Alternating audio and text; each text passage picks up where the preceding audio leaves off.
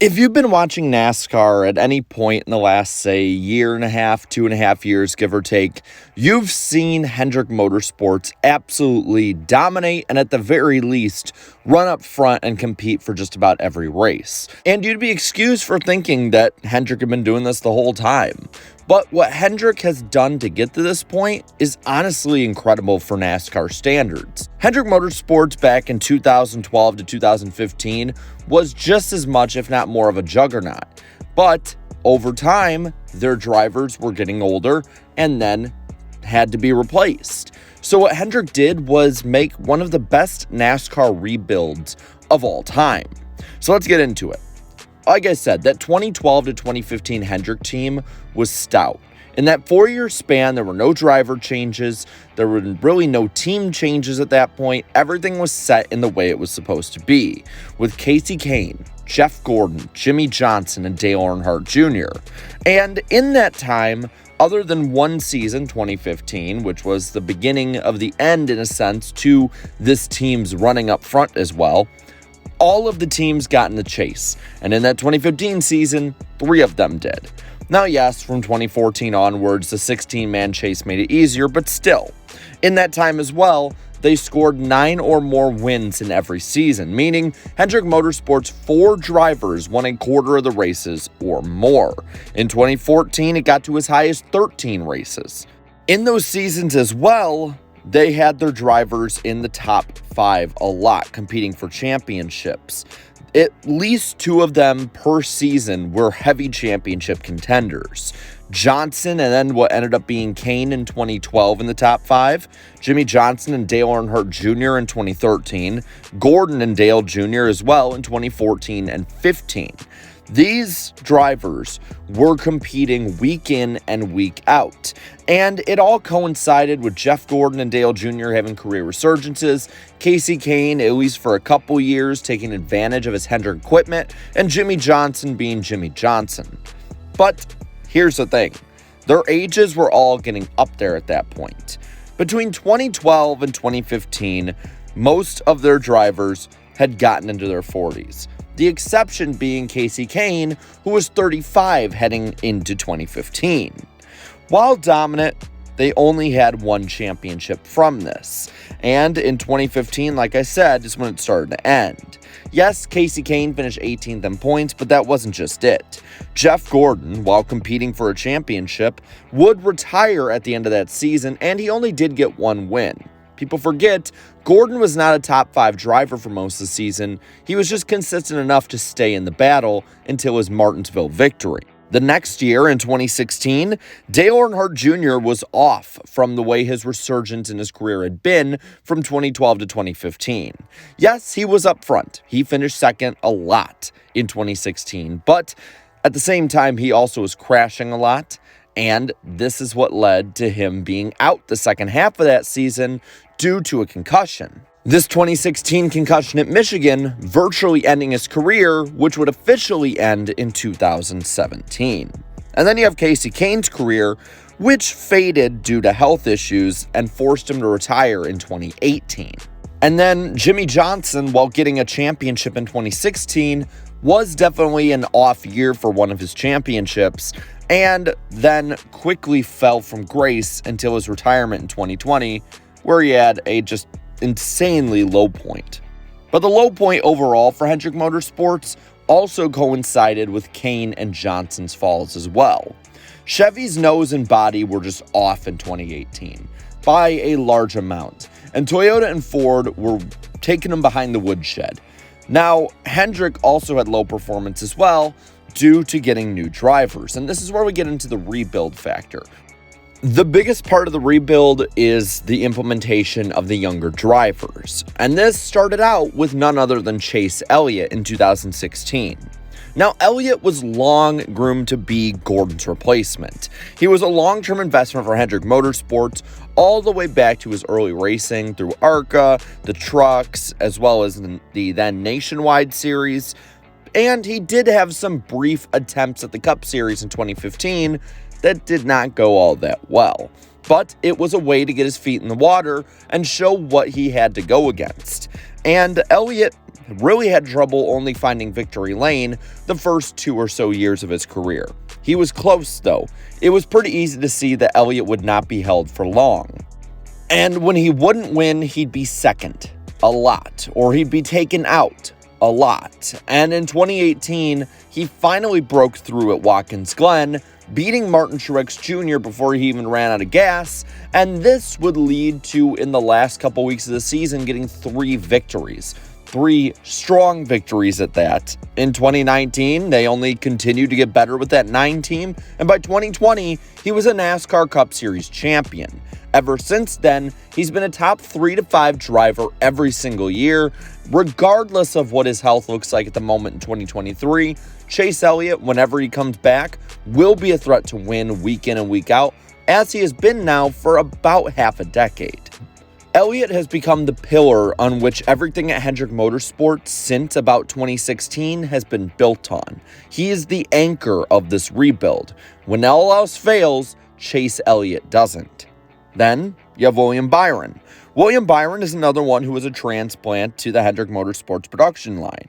After one of the greatest seasons in any series to never get a championship in the Truck Series, he moved from Kyle Busch Motorsports over to Junior Motorsports in the Nationwide Series or Xfinity Series, whatever it was at that time. And he would run in the 9 car after Elliott, winning a championship. William Byron at this point for many was expected to be a star. Many people had hyped him up as almost being like the next Joey Logano or Jeff Gordon, and he may still end up being that way. But early on, it was pretty rough. The 2018 season especially was rough, as he had no prior Cup experience heading in. You also had the issues that Chevrolet had with Hendrick Motorsports, and Byron struggled. Then in 2019, well, he got better, and by 2020, he finally broke through to victory lane, going to victory lane at Daytona. Since then, he's gotten better year after year for the most part, getting a win at Homestead in 2021 before 2 wins in 2022. Now, starting 2023, it feels like his full potential is starting to get tapped into, as he has had 2 wins in 4 starts so far in the young season. Though he had 2 wins early last year, so it's still a wait and see, but something does feel different with Byron this early on. Also, that same season of 2018 that Byron came on, Alex Bowman came on. Now, Alex Bowman's career started out much more differently than any other driver, honestly, I think that Hendrick has ever had. Bowman started as a start and park backmarker driver. He was racing for teams like BKR as well as Tommy Baldwin, and it wasn't when either of them were good for their standards. He was basically just a field filler the first 3 or so years of his career. But through some bad circumstances for one Hendrick driver, he had a chance to show off. And he subbed in for Dale Earnhardt Jr. in 2016 and proved himself to Earnhardt in that 2016 season, especially in the November race at Phoenix, where he damn near won it and led almost the entire thing. Now, Bowman was definitely thinking long-term with Hendrick and Dale Jr. on this one. He took 2017 off, became a sim and testing driver for Hendrick before going full-time in the 88 car in 2018. And from there, he managed to run solid enough, and in 2019 got his first win at Chicagoland before getting one right before the pandemic in 2020 at Fontana. But 2021 was his breakout season with 4 wins, and while 2022 was a step back, it seems like with the addition of Blake Harris as crew chief in 23, he's been doing pretty good so far, with 4 straight top 10s in 4 starts. Now, there's only one other driver that we can talk about in the Hendrick rebuild, and in my opinion, it's the final piece. See, in sports like the NFL, if you have a successful offense, a lot of times your wide receiver 1 will be a wide receiver 1A to a wide receiver 1B, and they can be interchangeable. And to a sense, that's what Hendrick Motorsports got with Kyle Larson. Now, Larson started out with Ganassi in NASCAR and had proven to be a damn near generational talent, taking a team that was in the mid-20s and consistently running for wins, even if all the results did not match up to that. And Over time, he was proving again and again that if he just had the equipment that a Chase Elliott or a Joey Logano or a Kyle Busch had, he could be running up there with them and probably outrunning them. Well, in 2020, he had his incident and got released from Chip Ganassi, only to get a second chance from Rick Hendrick. And he took it and ran, getting 10 victories in 2021 and a championship, and pretty much making the Cup Series his personal playground.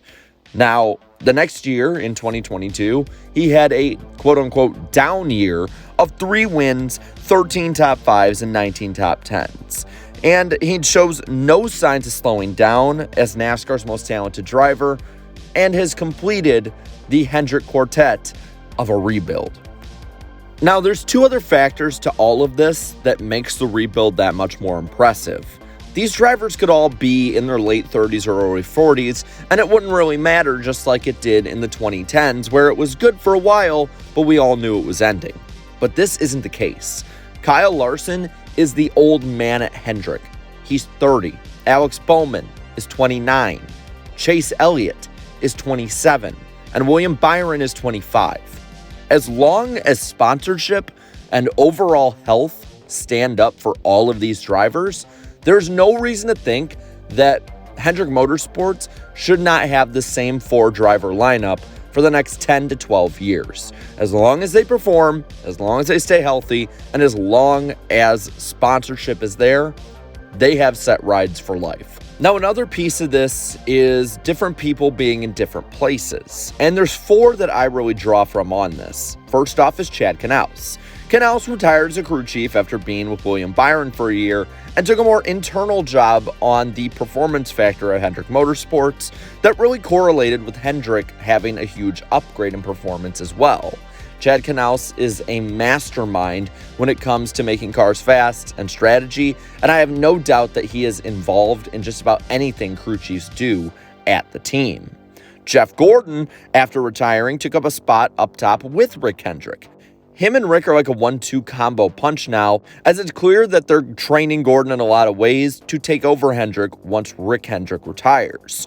And he's basically helped run the team. He knows the business side and the driving side, and is going to be dangerous, as for an owner's standards, he's still pretty young.